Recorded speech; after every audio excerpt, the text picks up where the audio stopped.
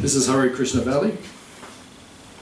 It's a place of peace, a place of bliss, a place of alternative thinking, alternative living, natural living, higher thinking. These are many of our mottos here at this place. It's a place where we protect all life, where we have sacred cows. After lunch, you're welcome to visit our cows with us if you'd like to come. They're living on the other side of the property. We just had a baby 2 weeks ago.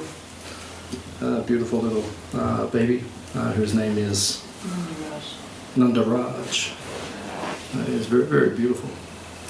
And at this place, we protect the cows. The cows represent Dharma.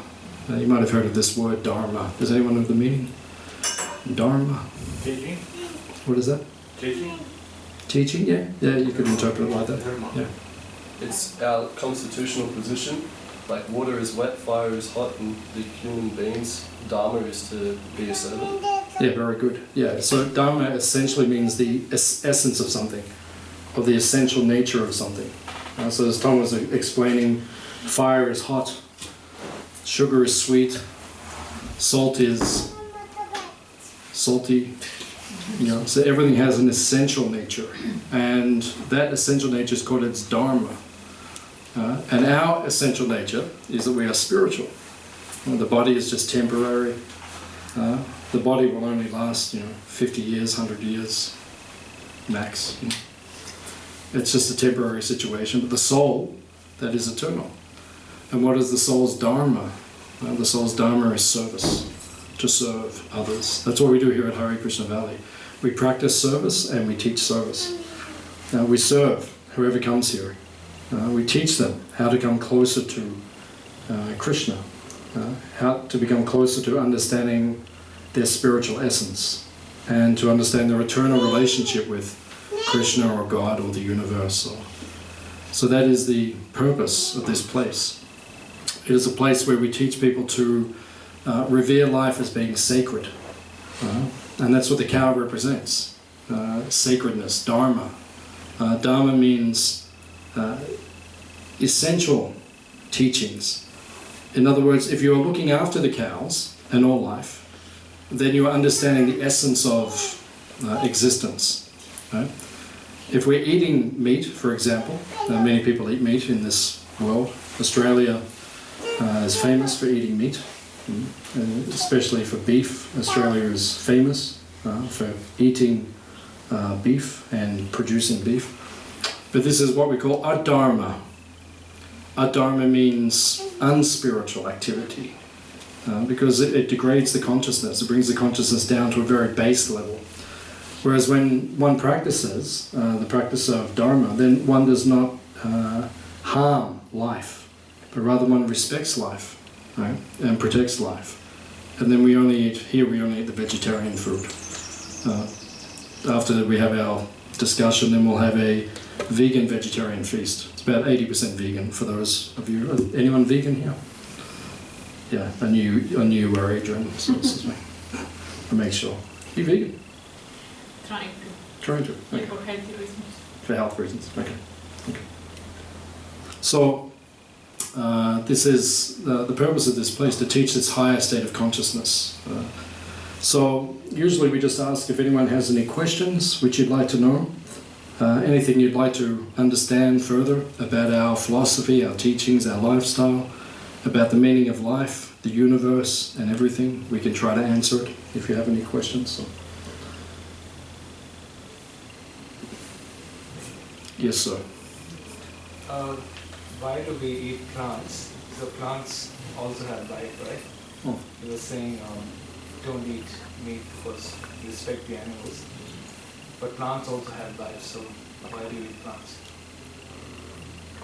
Why do I eat plants, or why do we eat plants? Why do we? You mean Hare Krishna people, or people in general? Or? Yeah, Hare Krishna people. Why do we eat plants? Okay, that's a good question. Sorry, I'm just a little thirsty. It says in the ancient teachings of India, in Sanskrit, of the Vedas, the ancient books of knowledge from India. It says, Jiva Jivasya Jivanam. So what does Jiva mean? Life, the soul, living, something which is alive, that is Jiva. We are called Jiva because we are the soul. The soul is the source of life. When my soul leaves my body, there is no life in my body. Right? As long as there is life in your body, that means the soul is present. Right? Consciousness is the symptom of the soul. So wherever we see life, then that means the soul is present. So it says Jiva Jivasya Jivanam, which means as long as you're in this world, you have to take life to sustain your life. That's the law of nature. Everyone has to take life in order to sustain their life. So we have to take the life of the carrot. You know, we take the life of the broccoli. We take the life of the rice or the wheat. So we're taking the life to sustain our life. So that's there. However, in the ancient teachings it says you may not take the life of an animal. You may take from the plant kingdom, but not from the animal kingdom. Because the animals have a nervous system, a central nervous system. So they feel pain much more acutely than a carrot. A carrot feels pain. They do. David Suzuki, you know David Suzuki? A famous scientist, alternative scientist.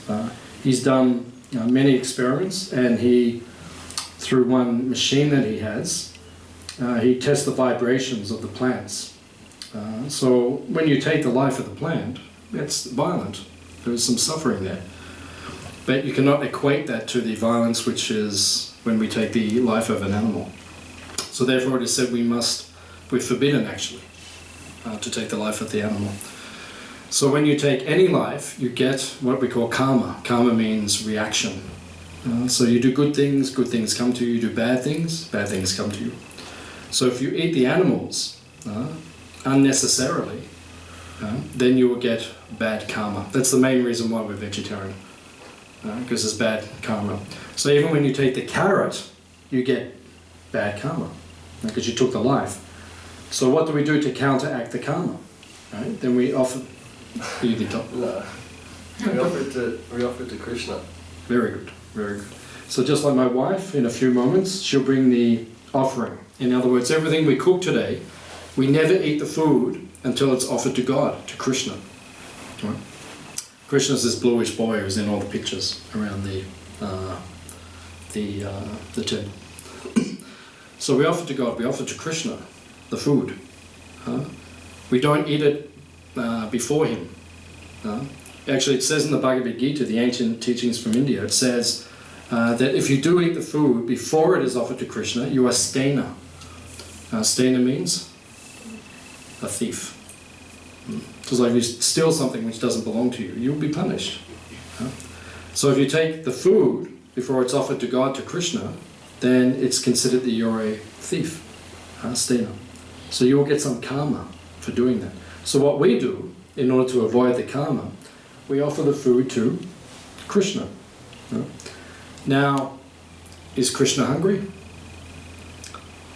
Not necessarily. But he likes that when you cook a nice meal for someone that you like, just like my good friend Nanda, I might say to Nanda, come to my house for dinner. So then we cook a nice meal, and then you come, and then we sit you down, and then we serve you all the food. Like that. And then once you are satisfied, then we also begin to eat. You don't invite someone to your house, cook a nice meal, and then when they arrive, you start eating it, and you're enjoying it, saying, "Oh, this is great. Would you like some?" No. You cook with the mentality it's for the other person, to give them satisfaction. So in the same way, everything we do, the food that we cook, we first offer it to Krishna. Because if Krishna is satisfied, if God is satisfied, and if he accepts our love through the offering, then we will also be satisfied, and there will be no karma. He takes all the karma away. So it becomes purified. And then we call that Hare Krishna food, because we always offer our food. It is called prasadam. Prasadam means purified. So then when you eat that, it is food yoga. Just by eating the food which is offered to Krishna, you become purified in your consciousness. You can become spiritually enlightened and advanced just from eating Hare Krishna pakoras. Hare Krishna Bakura's key. Jai. Very simple process. Fully self-realized, just from eating. How easy is that? Now if it doesn't work, we'll give your money back. But it always works. You eat the Hare Krishna food, you will become happy. And if it doesn't work, you can have your money back, no problem.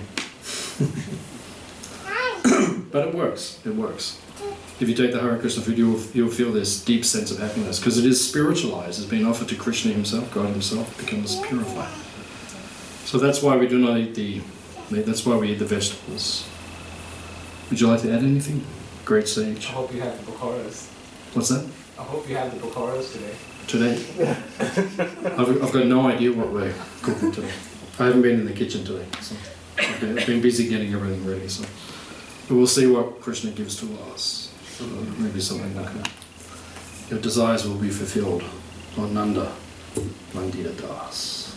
Any other questions? Yes, madam. Can you explain like how what we eat like influencing our vibration? So if we eat something that is not vegetarian, it's considered a dharma, and that lowers our consciousness. If we eat something that's non-vegetarian, how does that affect our consciousness? Yeah, because it's like anything. Vibration or energy is transferred. When you cook, your consciousness goes into the cooking. So if someone is like in an angry mood when they're cooking, you'll feel the difference. Right? Just like, it's famous around the world.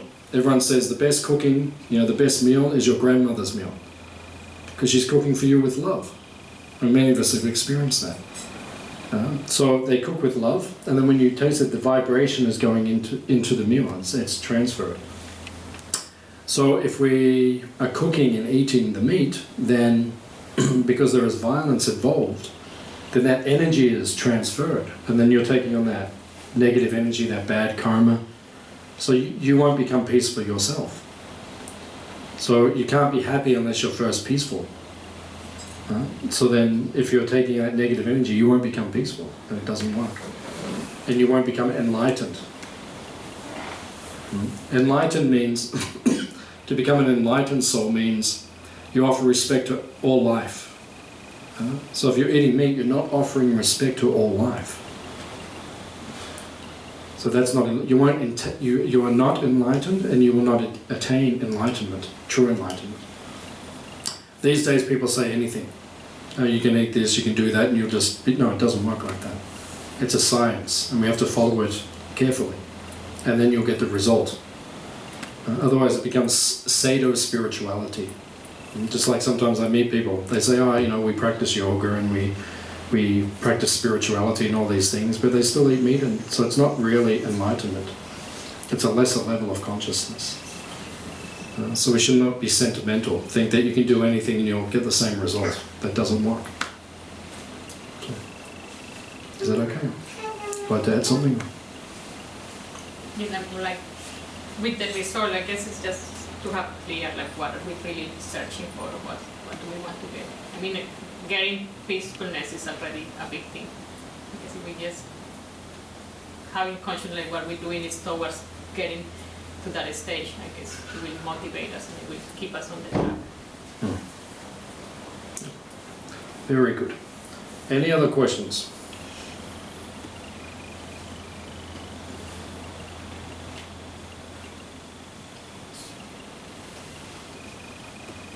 Everyone has attained enlightenment. Any other questions? Yeah. Yes, sir. See, eating by killing is prohibited because you are making someone lose his life. Yeah. But how about certain other things are also prohibited along with it, like not drinking, not smoking, not doing other things. So what is the sanctity of prohibiting those things as well from your life? Yeah, that's good. That's a very good question. In the Hare Krishna movement, when we take our vows at the time of initiation, around the world there's about 100,000 of us who are initiated, which means we take vows voluntarily. And the vows are a commitment we make to become enlightened, to become self-realized. So there are 4 things which we abstain from voluntarily within our movement, those of us who choose to take the vows. We don't eat meat, fish, eggs, those things. We don't take intoxication. We don't gamble. And we don't have illicit sex. So they're the 4 things which we choose to follow. Now, why do we choose to follow those things? Because each one of those things, they're called the 4 pillars of Dharma. Dharma means spirituality, spiritual enlightenment. They're the 4 pillars. So if you follow those 4 things, then you have the strength to become enlightened. So the first one is eating the meat. If you do not eat meat, you will develop the quality of? Compassion. Very good. Compassion. You'll become compassionate because spiritual life means that the heart has to become soft. If your heart is not soft, you cannot progress spiritually. You cannot realize your spiritual essence. So therefore we do not eat meat. That's why we follow that injunction. Second is we do not take intoxication. Intoxication means anything addictive. So we don't take alcohol or tobacco or any type of drug, marijuana or heroin or cocaine or anything. We don't take any of the stimulants. Those of us are very strict. We don't even drink coffee because that's also addictive. Those of us are very, very strict. We don't even drink tea because that's also addictive. Those of us who are very, very, very, very, very strict, we don't even eat chocolate because it's also addictive. That's not 100% of the Hare Krishna movement. That's the main divide in the Hare Krishna movement. There's 2 Hare Krishna movements. There's the ones who eat chocolate and the ones who eat caramel. So you have to choose. That one's a little bit debated. Half the movement says okay to eat chocolate, the other half says whatever. It doesn't matter so much. But the main thing is we don't take intoxication. Why? Because when you abstain from intoxication, then what quality develops? Truthfulness? No. Which austerity? Austerity. Yeah. Tapasya. Austerity means self-control. Control of the mind and the senses. You can't become enlightened unless you control your mind and your senses. And you see the world, people's mind and senses are out of control. And when you take too much intoxication, you can't control your mind. And when you take too much intoxication, you can't control your senses. And then it's impossible to become enlightened because these activities, they imbibe us into the bodily concept of life. We become absorbed in our body.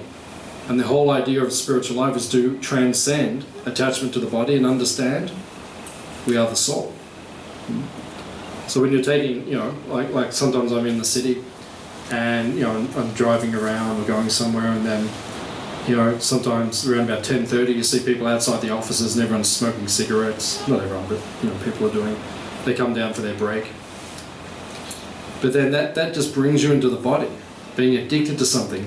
We're already finding it difficult enough to come out of the bodily concept of life and understand our spiritual essence. But then when you're addicted to things, it just puts you more and more into the body.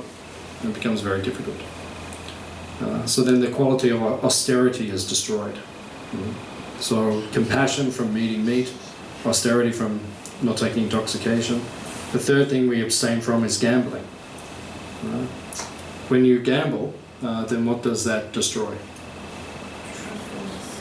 Yeah, truthfulness, honesty.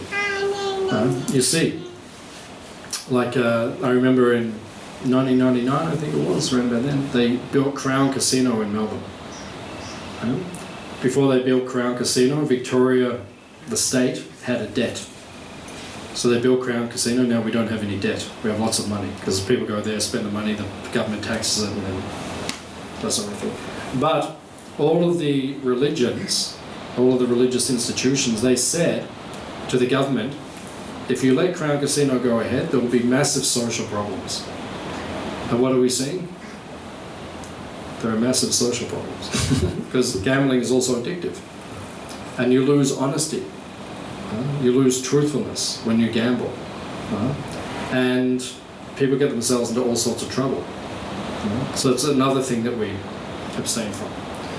So no gambling, no intoxication, no meat eating, and no illicit sex. So it means sex life, for those of us who are very strict in our movement, who are trying to become self-realized, sex also binds us to the body. And you see the whole world is based on sex desire now. You see every advertisement, it's based on sex. You just put a beautiful girl in the picture and everyone will go, oh, what's that? Like I was in Adelaide one time, I was driving down the road and then I looked up and there was a billboard and there was a lady in a kitchen, in a kitchen in the house, and she was wearing a red bikini. Just wearing bikini, like bathers, red bikini. And I looked and I thought, why is she dressed like that in her kitchen? Like, who walks around the kitchen in a red bikini? It's not like what we do. I mean, maybe not like a lot. They just walk around in a red bikini. So I'm looking, I'm thinking, what is it?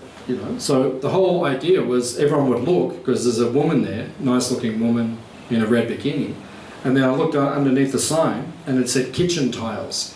And I thought, so what does the tiles have to do with the red bikini? Nothing, but they want you to look at the billboard, so it's good advertising. But then what happens is it controls the whole of human society. Everyone becomes controlled by sex. And it's very manipulative. Right? Easy to control men. Men are very easy to control. Just give them sex, they'll do anything you want. Right? Women can be like that too, especially men. Right? So therefore, we want to transcend that bondage of artificial attachment to the body. So therefore we limit sex. So we limit sex only within marriage. Right? And especially those of us who are very strict and really following strictly, we only use sex to have children, to procreate a child, which is what sex is for, to have children. So if you control sex desire, which quality develops? Cleanliness or purity. Because if you're thinking of sex all the time, you can't think of Krishna, God. You become impure, too much obsessed. And that's what you see, modern people, they're like that, they're too much obsessed. So therefore, by controlling that urge, then you become very powerful, actually. Just like Mahatma Gandhi, have you heard of Gandhi? He drove the British out of India. Right? How did he drive the British out of India? He was strictly celibate. And you become so powerful, so self-controlled, you can do incredible things. Modern society says have more sex, you'll be happy. Actually, the opposite is true. If you can control yourself and you can focus and you can transcend it, you become extremely powerful. And that you become enlightened, actually. Much deeper sense of happiness. So these four things, they're the four things that we abstain from. Eating meat, illicit sex, intoxication, gambling. And the four qualities we develop by doing that: compassion, truthfulness, cleanliness, and austerity, which are like the pillars for spiritual progress. Does that answer your? Yep. Yeah. Anything else you'd like to? It's okay. Any other questions? Yes, sir. There are so many forms of religion. Only one can be right, or none of them right. There's so many different beliefs out there. So the question is, there are so many forms of religion, only one can be right, or none of them can be right. So that's basically, is that what you're asking? Are they? Yeah. That's a very good question. Yeah. The answer is there is only one religion. Because the word religion means religio. It comes from Latin. Religio, religion. Religio means to relink, reconnect, reunite. That's religion. That's what it actually means, to reconnect.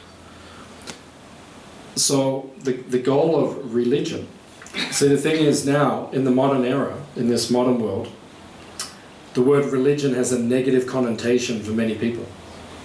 You know, if you say the word religion, everyone goes, oh no, I'm out of here. Even I'm like that. And I'm fully religious. But when I hear the word, it has that connotation for me. I like religion. I never think of myself as religious. I think of myself as spiritual. But, you know, even though I'm spiritual, I'm actually deeply involved in a religion. I'm actually a minister of religion. So the word, we have to understand what it essentially means. Religion means to reconnect. That is the word Dharma. The word Dharma is more appropriate. Because Dharma means, as we said, the essence of something. So there is only one religion. And what is that religion? It is bhakti. How do you know God? Krishna says in the Bhagavad-gītā, Bhakya mama vijanati yavanyaschasmi tatvataha. Krishna says, you will know me in truth, because that's what religion is about, knowing God in truth, only by bhakti. Bhakti means devotion, love. So when you dedicate your heart to Krishna, to God, to understanding Him, you will become realized. You will realize Him. So that is the only religion. So whether you're a Hindu, a Muslim, a Christian, a Buddhist, or a Jew, which are the 5 major religions in the world, the essence of all of them is to practice bhakti, or devotion to God, to Krishna. So there's only one religion. It just gets practiced in different ways, that's all. Because each one has its particular flavor. But if you look at the essence of all of them, it's all the same. They're not teaching different things. So then the question is, okay, so which one do we choose? Yeah, that might be like the next logical question. So where do we choose? Because you said, you know, are they none of them right, or is one of them right? They're all right. But each one of them gives us a different level of explanation about the truth. So we always give the simple example, like when I went to grade prep in school, I learnt 2 + 2 = 4. Right? So now, many years later, what I learnt then in the very beginning, that is still the same truth. It hasn't changed. But now I know many more things. 7 + 7 = 49. So now I know more things. And some people they're like geniuses in mathematics, so they can pi, trigonometry, and all these algebra, more technical things. They understand these things. So some people have a PhD in mathematics. I don't understand it that deeply. I just understand it more basically. So within the different teachings of the world, the different religions, there's different levels of understanding. They're not all speaking on the same level. Just like in the Quran, it says, do not have sex with your mother. Right? You don't have to tell me that. I don't have to read the Quran to understand that. I know that's wrong. Right? So, I don't need to read it. Obviously, if that's written in the Quran, it means some people in that part of the world who are following those teachings, maybe they're doing that. If it has to be written, stop doing it then. So therefore, that is not the most enlightened teaching. So you have to choose what is more enlightened, what is more what do you understand? And you go more enlightened, more enlightened. And I can only speak for myself, but the reason I chose this, because I find it the most enlightened teachings. When I study it, the teachings are very deep, very profound, very complete, and they give me a deep sense of connection to Krishna, to God, which is the goal. So everyone has to choose it for themselves. The best way to do it is to read the books. Just read. Like that. Like if you look at our books on our shelf, you've got like dozens and dozens of books. And you begin to read the books, and then you'll see for yourself. And if it's good, then practice it. And if it's not good, then that's your choice. Thank you. Very good question. Nice kirta as well. Where did you get that kirta? Yorkshire. The op shop. The op shop key. The home of good Curtis. Very good. Any other question?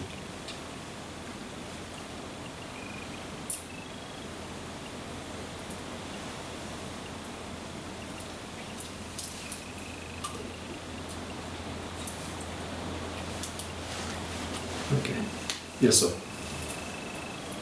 What's the prime difference between Gita Ji and Śrīmad Bhāgavatam? The Bhagavad-gītā and the Śrīmad Bhāgavatam. Does everyone know what the Bhagavad-gītā is? You do? Hands up if you don't know what the Bhagavad-gītā is. Okay, one person. I'll just explain. So the Bhagavad-gītā is our main textbook. So this was said to be spoken by Krishna 5,000 years ago when he came to earth. And it says it's 700 verses. It's one chapter of the Mahabharata. And in the Bhagavad-gītā, it is said to be the preliminary study of spiritual life. So it gives you the essential basic elements to begin your spiritual journey. Now the Bhagavatam, which is on the back shelf, it's on the second shelf, it's 18 volumes. So that's the first part. So this one it's a larger work, it has 18,000 verses. The Bhagavad-gītā has 700 verses, so it's much larger. And that is said to be an elaboration on the basic teachings in the Bhagavad-gītā. In other words, how to practice spiritual life. And there are many stories in there. It's a Purana. Purana means ancient stories. So the stories explain the philosophy. The Bhagavad-gītā does not give stories, it just gives philosophy, how we should live. But the Bhagavatam gives us examples in old stories about how we should practice the philosophy of spiritual life. So that's the basic difference. You know, the teachings are the same, but one is like an elaboration on the previous. Good question. Any other questions? Yes, madam. Hi. Could you explain the process of offering food to Krishna? What is that? How do we do it? Yep. Yeah, how do we do it? Yeah. What do you say? Like what? What do you do? Yeah. Okay. So, the first thing is that the food has to be pure. So it can only be vegetarian food. You have to know, like, some people have dietary requirements. Like some people came here today, they're vegan, so they can't eat dairy. So two of the things we cook today have dairy in it. But the other preparation, about 80% does not have dairy. So you have to understand people's dietary requirements. So God, Krishna, he also has dietary requirements. He doesn't eat meat, fish, eggs. He doesn't eat garlic. He doesn't eat onion, and he doesn't eat mushrooms. Right? And he doesn't like too much chili, contrary to popular belief. Everyone thinks Indian food means chili, chili, chili. But Krishna actually doesn't, God himself doesn't eat a lot of chili. And maybe a little bit's okay, but so you have to know first of all what to offer in the food. So you have to cook pure food. Sattvic food means food which is in goodness. And then, once you have prepared the food, you put it on the plate. So it must be a plate which is only used to offer to Krishna. We can never eat from that plate. So just behind the petition, just here, we have the plate, and my wife is offering the food to God, to Krishna. There's food on that plate? Yeah. Like Yeah. little bits of everything tucking. Yeah, we have bowl. You can take it in the kitchen later. We can show you. Yeah, so little. If you go to India, we have a thali system. So you have a plate and you have little bowls, and you put like little preparations in each bowl. So then we cook it, and then we put it on the plate, and then we bring it in front of the altar where we have a picture of Krishna or one of the statues of Krishna, and then we say prayers, and then we pray for him to please accept it. We say we've cooked this for you with love and devotion, and then we ask him to accept it, and then he eats it, and then it becomes purified or sanctified prasadam. And then once we're finished, then we take the plate back to the kitchen. We put all the bowls back into the main preparations, and then we clean the plate, and then we serve it to everyone else. So the basic point is that we can eat same thing that God eats, but He must eat it first. Because, as we said before, when someone comes to your home, you serve them first. So it's teaching us to become selfless. Because sometimes people cook and they're just thinking, oh, I can't wait to eat it, it's for me, I'm cooking it nice. No, we don't think like that. We think, no, this is for Krishna. And we'll never taste it while we're cooking it. Because we always think this is for Krishna, it's for His pleasure. We won't even think that, I will eat it. So that's the basic principle. You can just say, when you offer the food, you can just say, my Lord, God, Krishna, just please accept this food. Or you can chant the Hare Krishna mantra, which is what we're chanting before, and that's very powerful, that will attract Him. Or, for those of us in our movement, we chant a series of mantras like we did before in the kirtan, a number of mantras. So we can teach you, it depends what level you want to come in on, then we can teach you different levels. It's just a basic show of love, that's it. Good question. So, any other questions? Yes, madam. I'm a bit addicted to yoga, which is an exercise, I suppose, but also a bit spiritual. Do you guys practice yoga? And if so, is it addictive to you in some way? Yeah, I was addicted for years, but I've just given up my addiction to yoga, and I feel liberated. No, I was joking. Yeah. No, it's we have to understand the word yoga. These days in the West, because yoga, the word comes from Sanskrit, so it's an ancient word from India. And these days in the West, people think yoga means physical postures. You go to a class, they teach you how to stretch, and we call that yoga. But technically in Sanskrit that's called asana. Asana means, asana actually means to sit in a fixed position, and that means different positions. That means asana. So that is what we learn when we go to a yoga class. The word yoga technically, it means union or to unite or to connect. In English we have the word yoke. Yoke means like when you yoke a horse, right? And then you got the reins, and you are connected to the horse through the reins. That's how you control the horse. So that's called a yoke. And that's what the word yoga means. It means to connect us to God, to Krishna. So that's what yoga is. So the yoga we practice is called bhakti yoga. It means the yoga of love or the yoga of devotion. So just like Atuya is doing bhakti yoga now, she's offering the food to Krishna. Right?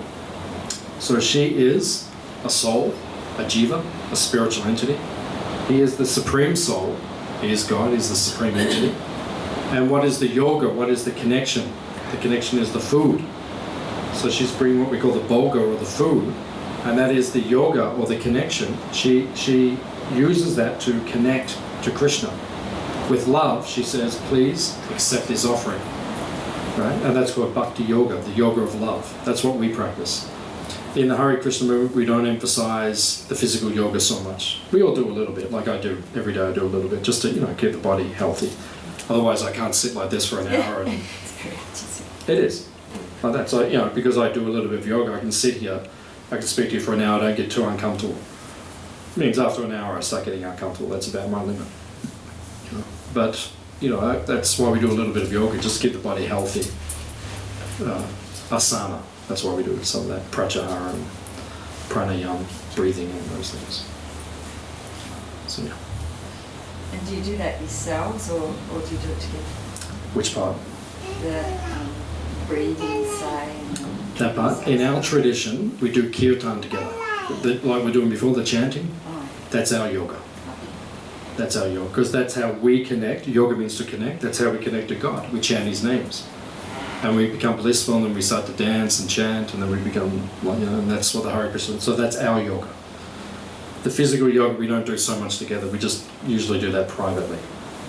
But in other traditions, that's their main focus. So they get together and they do yoga or asana classes, that kind of thing. In our tradition, it's different. Our main thing is kirtan, or chanting,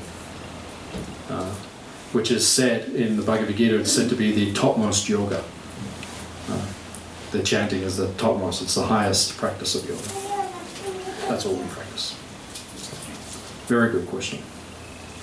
Any other questions? Yes, madam.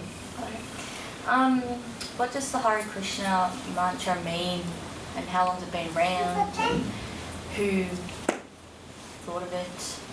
Yep. Actually, I don't know. I've been chanting for 30 years, but I've never actually worked out where it's from. Or okay, I was joking. Yeah. So, where is it from? What does it mean? How long has it been around? What it means, the word Krishna is a name of God. So when we meditate on Krishna and God, we see him as a bluish cowherd boy. So you see all the pictures in the back, you can see he's the bluish cowherd boy. So we understand that's God. He's a male. And Hare, and the word Rama also refers to Krishna, to God, the bluish cowherd boy, Krishna and Rama. And Hare refers to his female counterpart. So you see in all the pictures he's with a girl. So there's Radha and Krishna together. So Hare refers to the feminine aspect, his energy, and Krishna or Ram refers to him, the male. So we approach Krishna with love and devotion through his feminine counterpart, because she is his closest friend. She is the one who loves him the most. So when we say her name first, Hare, that attracts his attention, that we're calling out to him. But we're saying, I will approach you or serve you with her blessings or guidance. So Prabhupada, who's the founder of the Hare Krishna movement, he gave a very simple definition of the Hare Krishna mantra. He said, O Lord, O energy of the Lord, please engage me in your service. So that's the basic definition. There's much more elaborate definitions also, but it's the basic. Where did the mantra come from? It comes from Krishna himself. We understand the mantra has been around for at least 5,000 years. We actually think millions of years, but 5,000 years. And it was passed down through the Vedas, or the ancient texts of India. So it recommends in the ancient teachings that we should chant this mantra. And it says in the Śrīmad Bhāgavatam, in the great books which are on the back there, it says, Kalaya dosha nithe rajan astiheko mahan guna kirtanat eva krishnasya mukta sangha param vrajat. Which means, that was spoken 5,000 years ago. It says, what was the first line? Kalaya dosha nithe rajan. Kali means dark. The age we're in right now is called Kali Yuga, which means the dark age. Does that sound like an accurate description of the modern world? Hands up if you think that's an accurate description of the dark age. Yeah, it is. It's dark. Just like, my wife was it this morning or yesterday, you telling me all the news? Well, yeah. This morning? Yeah. I saw a television the other day that had just... Oh, that's right. Where were we? At the massage place, at the news. Oh, that's right. Yeah, we went to have a massage in Geelong. So we're at the Thai massage place yesterday, and they had the TV in the foyer. So we watched it for about 5 minutes. They had the news on. That was enough. It's like 5 minutes. Oh my God, that's what's going on in the world. The Amazon's on fire. Bahamas just got flattened by a hurricane, cyclone. Hong Kong, what's going on in Hong Kong? Oh, there's riots all through Hong Kong. The world's gone crazy. So it's dark. Why is it dark? Because people have forgotten Krishna, they've forgotten God. They're disconnected. So therefore everything gets dark. As soon as you remember Krishna, everything becomes light. Krishna Suya Sama, Maya Haya Andhaka. Wherever there is Krishna, everything becomes light. It becomes very easy. So, Kalaya Dosha, Nitya Rajan, means this age is dosha. Dosha means full of faults. There's so many problems, as we've just been mentioning. Asti Hyeko Mahan Guna.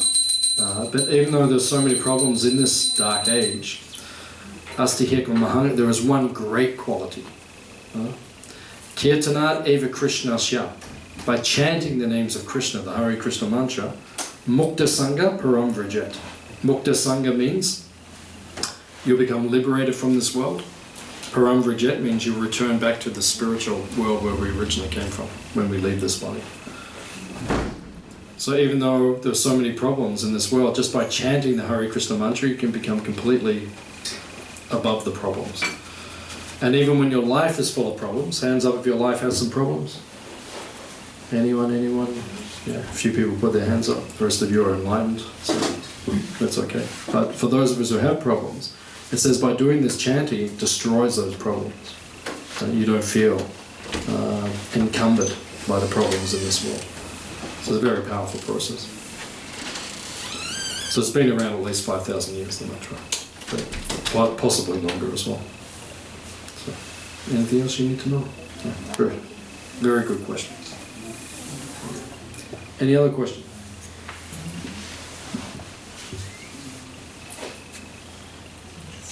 What are the steps to get connected to the God? What are the steps? Get connected to Hare Krishna. To get connected to Krishna? The step is bhakti. Bhakti means devotion. So it means Krishna says in the Bhagavad-gītā, he says, whatever you do, whatever you eat, whatever you offer, whatever you give away, and whatever austerities you perform, do that as an offering unto me. Right. So Krishna says that in the Bhagavad-gītā. So if you want to connect to Krishna, you just dedicate your activity. Like now I'm speaking about things related to Krishna, to God. I could speak about anything. I could tell you about the football last night. Who won the was it the semi-final last night? Or the night before, I don't even know what it was. The last couple of nights, it was a big football match. So I could tell you, I could speak about that. Or people come together. A lot of what people talk is called Gramya Katha. And Gramya Katha means village talk. What did she do? What did he do? You pick up all the magazines. When we go through at the shopping, supermarket. So you go through and I see the magazines there. Right? It's all just Gramya Katha. Oh, he did that, she did that, this one, that one. Like, it doesn't mean anything. Right? So we can just sit here and talk about nonsense, or we could talk about something which is going to enlighten us and elevate our consciousness. So this is called Bhakti Yoga. So how do you connect to Krishna? Then you just simply dedicate all your words, right, your thoughts, your deeds, your activities, all the things we do. That's what we do here at Hare Krishna Valley. We dedicate everything we do for the pleasure of Krishna, and we teach other people how to do that.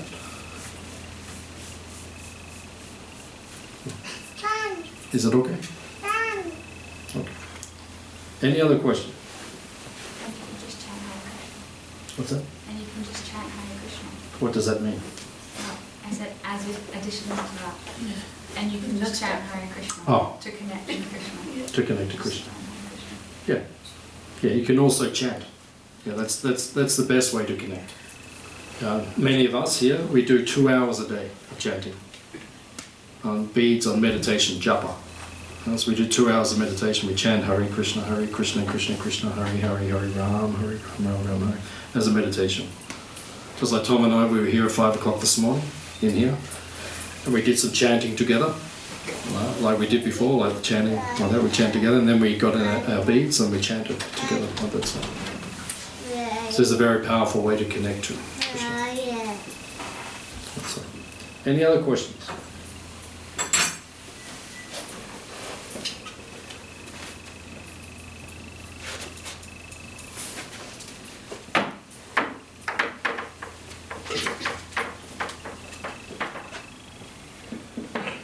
Anything else? Anything else? No? Is lunch ready? Almost. Almost, okay. Almost ready. So it means we have a few more minutes. Just got to wash the plates. Okay. You were mentioning that Krishna eats the food when it's offered to him, like your wife was doing. So he eats through a picture or in the deity form, but we see that the food is actually over there. How can you eat through a picture or a deity? How do we do that? Yeah, so the question is, we just offered the food in front of a picture, and the food is still there. And then we just told him that he ate it. So how can he eat it from a picture, and it's all still there? Right? The Hare Krishna movement, we're quite extraordinary in what we believe. It's what we call a leap of faith. Because we actually believe this. You know, we believe God is a blue cowherd boy. That's already pretty extraordinary. You know, God is a cowherd boy, and he's bluish, and he wears a peacock feather in his hair, and he plays a flute, and he's feeding peacocks like he is up there. And you know, so that's we actually believe this. We dedicate our whole life to this bluish cowherd boy, and we understand as God. And then we offer our food. We never eat the food until we offer it to a picture of him or a statue of him or something like that. So that's, once again, quite extraordinary. Most people wouldn't do something like that. So, but we believe that he is non-different from his picture. He is in his picture. He is the same. And he has the potency, because he is supreme, he has the potency to, through his picture, to accept the offering. He has that power. He's not limited. So if he wants to do that, he can do that. And then he can eat all the food, but then he can leave it all there as well. He also has the power to do that. He can actually eat it all, but it's all still there. Because he's spiritual, so he's obviously eating on the spiritual platform. So physically we cannot see it, and it all remains there, but something becomes transformed. And we can perceive that the food has a spiritual energy after it is offered, and we can perceive that. The more pure we become, the more we can perceive. So we do believe quite extraordinary things. That's why there's not hundreds and millions of Hare Krishnas on the planet, because it's not so simplistic. It's a deep science, actually. It's a very ancient philosophy and teaching, right? And it's the tradition is ancient, and it's very deep rooted. You know, we're not whimsical about what we believe. We actually believe these things, but it's fortified, or it's strengthened by the ancient teachings. There's a whole science to it. And the basic principle is that if you practice the science, if you practice the teachings, it works. You become peaceful, you become happy, you become God conscious, Krishna conscious, you become connected, you feel blissful. So the proof of as George Harrison said, the proof of the pudding is in the eating. I mean, not that he made the saying up, but he wrote that. Because he was also connected to the Hare Krishna movement. So yeah, you practice, and if it works, then it works. You know, if you offer your food and then you taste the food and you feel a difference, then that's powerful. Would you like to add anything? No, very good. Any other question? I thought I saw someone hit their hand up. Can I add something? Yeah, sure. So there's actually scientific studies, I think it was by the same guy, David Suzuki, he's a Japanese scientist. Yeah, he did the same study on water, where he had a glass of water where he was abusive towards it and doing all these things, and then he had another glass of water which he was showing love and kindness and saying all nice words. And then they got in their microscopes and looked up the close molecular structure of the one that was given love and all this, and the molecular structure was all crystals and beautiful like snowflakes and looked really nice, and the one that was symmetry. The one that was given hate was like chaotic, murky, and all these things. So it's more than just spiritual jargon, if you want to put it that way. It's actually scientific proof. Yeah. We can prove many of these things through science. The power of vibration. You know, when we chant the Hare Krishna mantra, the power of the vibration, we can prove many of these things by science. It has an effect. That's a very nice addition. Okay. So, Another question, just on the offering food to the spirit and to God and deity. Do you then also believe that our spirits require food and nutrition and nutrients to carry on even after our physical bodies pass? Can the spiritual body still live on without having an offering ongoing? You mean when you die, what will you eat? Well, do our spirits need something to come back to and to consume in order to carry on? It depends where your spirit goes. That's the point. There's different options. When you die, there's different options. Right? You can choose where you go. It's not when you die. It's not that we don't have control of what happens to us after death, where our soul goes after death. We have full control where your soul goes. It depends how you live this life. And what you remember at the time of death in this life is where you will go in the next life. So for us, we try to remember Krishna, right? And then if we do, we'll go back in our spiritual form. Our soul has a form also. We'll go back in our spiritual form and we'll serve him in the spiritual world, in heaven, or however you like to call it. And you'll eat spiritual food up there. So the soul doesn't need food, because the soul is self-sustaining. Krishna doesn't need food, because he's God. He doesn't need food to live.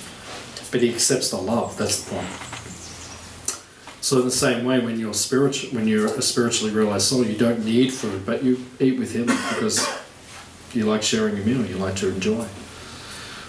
Or, if you don't become Krishna conscious at the time of death, you may take birth in another form, according to your karma.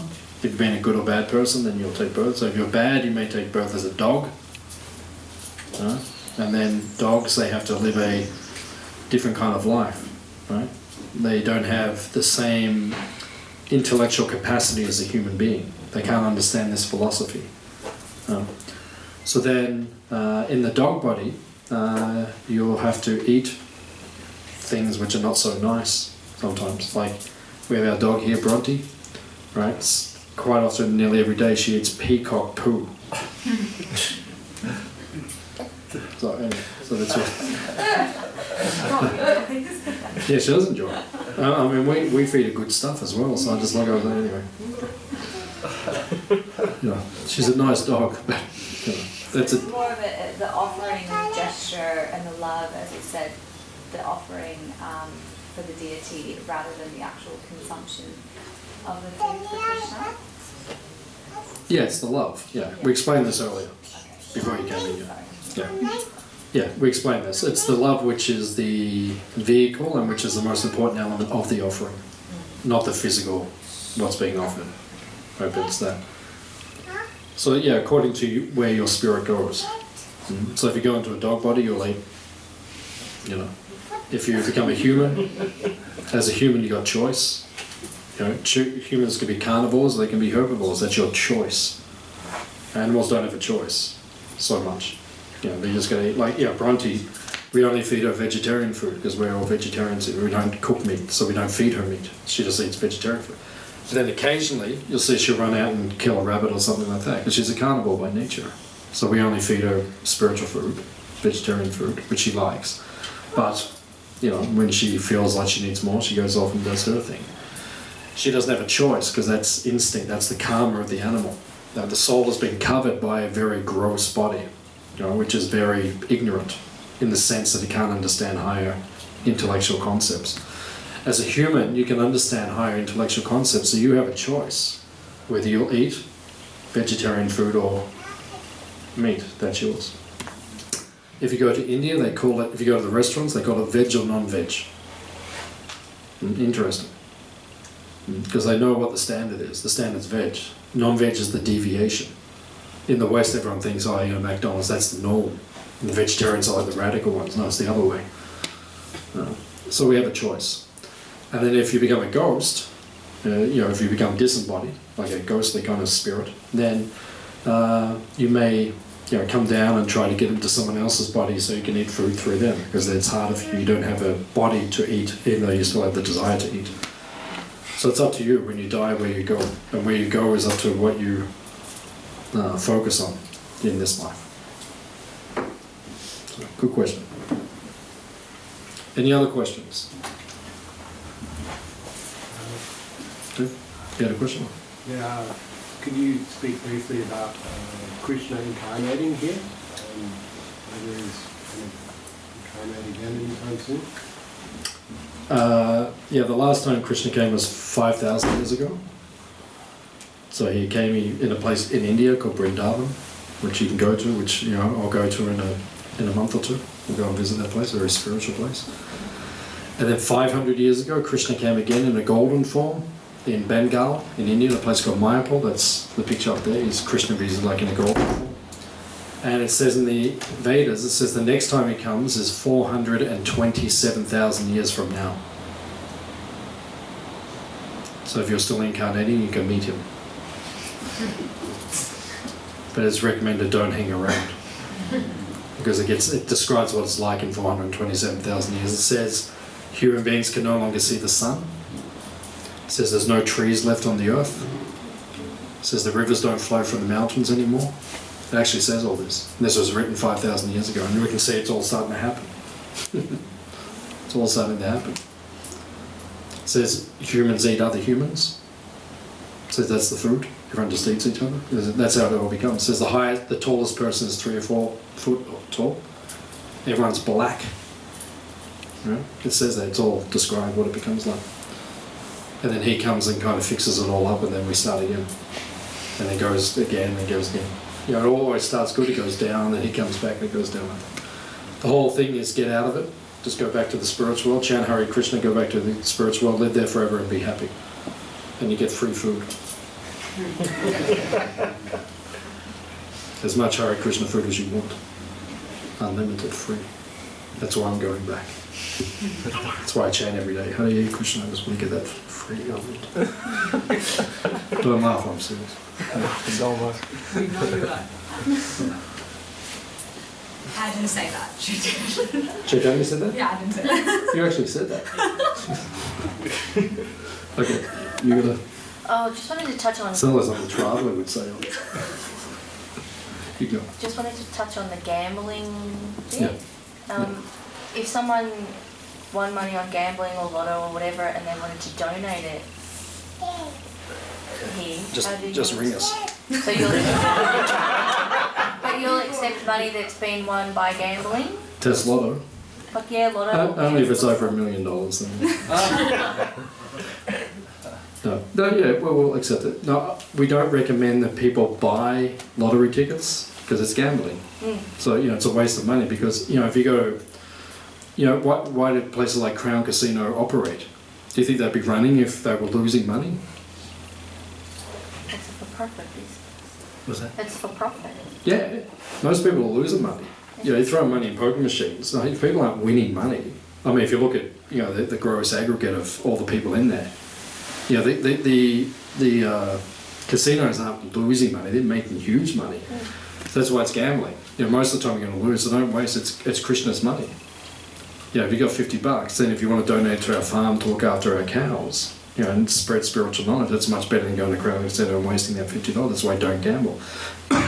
If by chance or some divine situation you received a lot of money, like we wouldn't buy a lottery ticket, but somehow, I don't know. Actually, a good friend of mine, one of my best friends, his great aunt, who he's never met in his life, who lived in Ireland, she was a huge landowner. She used to breed racehorses. She died. She didn't have any children, so she left all the money to my friend and his brothers and sisters. So he just got, someone just rang one day and said, "Oh, your great aunt who you've never met just left you $800,000."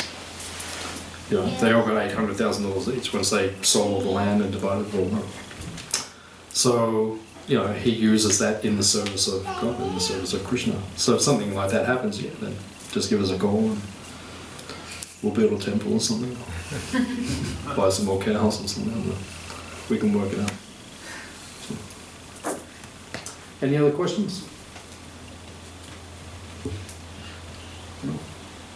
Anyone hungry? Okay, anyone's hungry? So we'll see you. Okay, Tom, you can stay. The rest of you, we'll see you next time. Thanks for coming. If you'd like to give a donation today for the meal, just leave it in the box here, in the donation box. It costs a lot to feed everyone, so if you give something, we appreciate that. We've got a free magazine here. It's a very good magazine, which has a lot of information about our lifestyle, our culture, our teaching. So if you like that, it's free. Just come up here and you can get it. So thank you for coming. Please come again. Hare Krishna. Hare Krishna.